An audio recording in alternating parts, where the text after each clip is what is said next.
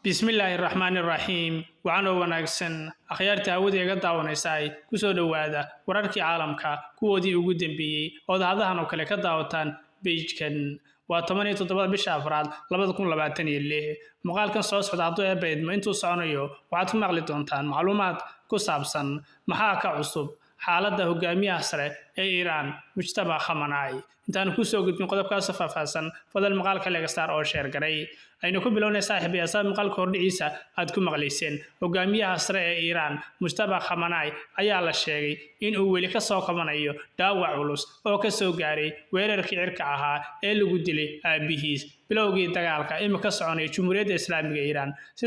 sida lagu sheegay warbixin ay baahisay wakaaladda wararka ee Reuters saddex qof oo la sheegay inay si dhow xiriir u leeyihiin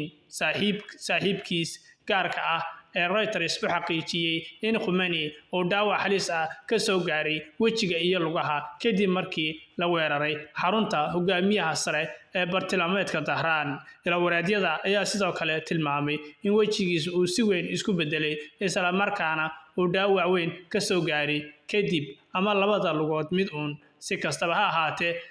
ma jirto fariin sax ah oo si madax bannaan u xaqiijin karta arrintan si kasta oo haataba Khamenei oo 56 jir ah ayaa la sheegay inuu si tartiib ah uga soo qabanayo dhaawacaas iyada oo maskaxdiisa go'aan qaadashada ay weli shaqaynayso